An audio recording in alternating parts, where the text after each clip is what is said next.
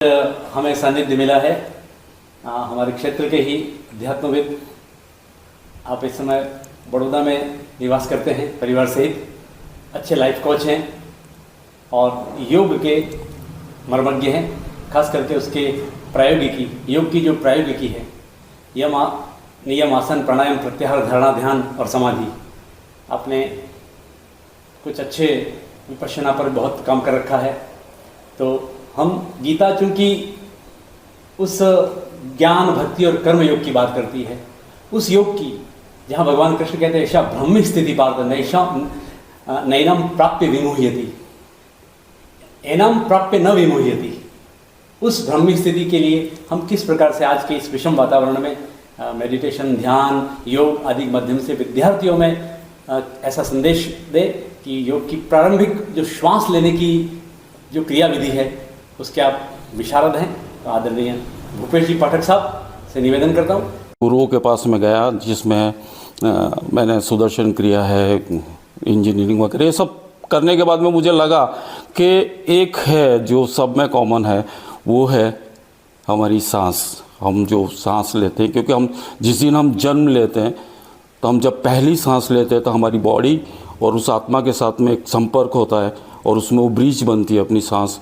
और जब हम अंतिम सांस लेते हैं तो सांस ही छूटती है और इन दोनों में दूरियां हो जाती है और शरीर अलग हो जाता है, आत्मा चली जाती है और शरीर जो है वो बॉडी बन जाती है और नष्ट हो जाता है। और जिस दिन हमारी ये यात्रा शुरू होती है तो शरीर के साथ ये यात्रा शुरू होती है और एक हमारी आत्मा के साथ में जो हमारे साथ में कई जन्मों से है। और ये शरीर जिसके भौतिक सुखों के लिए हम पूरी ज़िंदगी वो करते हैं, वो छूट जाता है यहीं पे और ये आत्मा आगे जाती है और उसके लिए हम कुछ नहीं करते। और हमें मनुष्य का योनि में मिला है, तो इस आत्मा को अगर आपको कुछ और उत्तम करके अगले जन्म के लिए वो करना है, तो मैंने देखा कि श्वसन जो है, श्वसन क्रिया के ऊपर में, सांस के ऊपर में अगर आप साधो सांस को, तो आप शारीरिक रूप से, मानसिक रूप से और आध्यात्मिक रूप से जो आपको लाभ मिलता है वो मैंने देखा है कि वो कहीं नहीं मिलता है। और उसको अगर साधना है, हम जैसे आपको मैंने बताया, सांस मतलब बहुत कीमती चीज़ है। अगर वो है तो ज़िंदगी है, ये सब कुछ है, बाकी नहीं है तो हम उसके ऊपर ध्यान ही नहीं देते हैं। अगर दिन भर में केवल 10 मिनट 5 मिनट हम अपनी सांस पे ध्यान दें तो हम बहुत कुछ पा सकते हैं। हम आंतरिक जो आनंद है, वो ईश्वरीय आनंद है, उसको पा सकते हैं और कई शारीरिक, मानसिक जो व्याधियाँ हैं उससे ऊपर आ सकते हैं।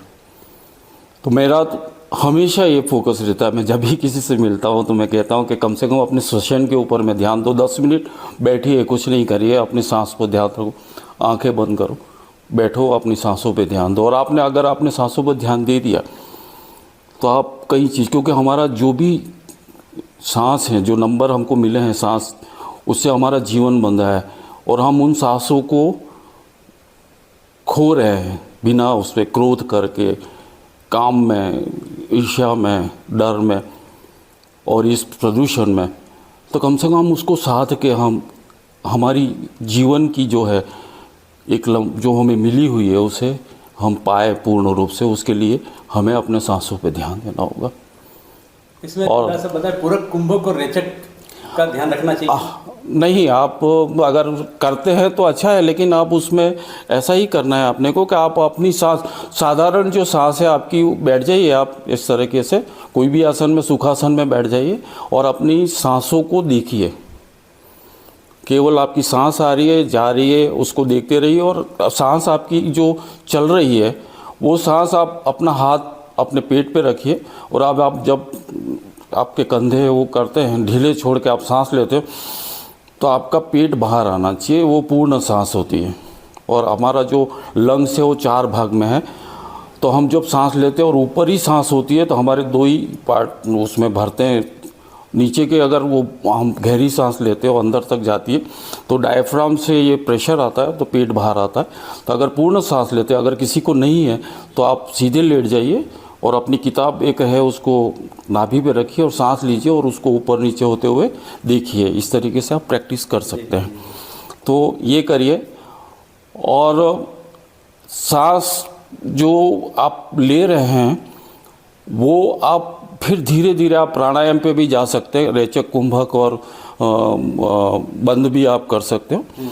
तो उसमें आप शुरुआत कर सकते हैं कि आप 3 सेकंड के लिए सांस लीजिए, 3 सेकंड उसको रोकिए, फिर 3 सेकंड में उसको 1 2 3 गिनते हुए उसको छोड़िए और 1 2 3 करते हुए उसको बाहर रखिए। इस तरीके से आप करते जाइए, ये आरोह अवरोह करिए। और इसको अगर 3 सेकंड 1 2 3 गिनते हुए फिर उसको धीरे धीरे आप बढ़ा सकते हो, 1 2 3 4 5, फिर आपने 1 2 3 4 5 पे रोका, फिर 1 2 3 4 5 पे आपने छोड़ा और 1 2 3 4 पे बाहर रोका। इस तरीके से इसको करिए।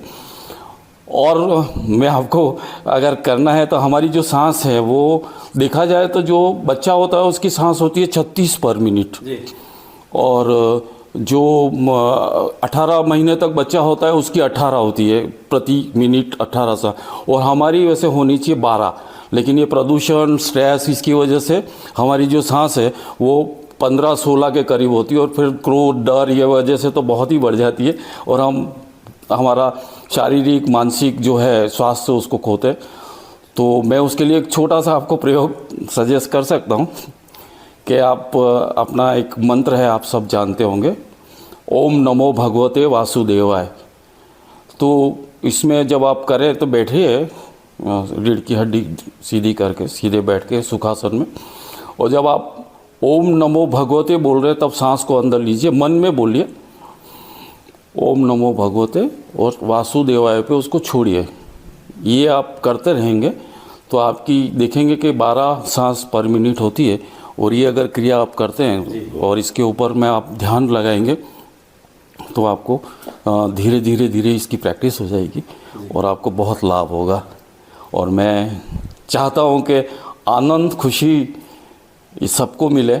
हम आए ही इसके लिए कि इस सृष्टि को पूरा वो आनंद के साथ में जिए, और यही अपना ध्येय होना चाहिए।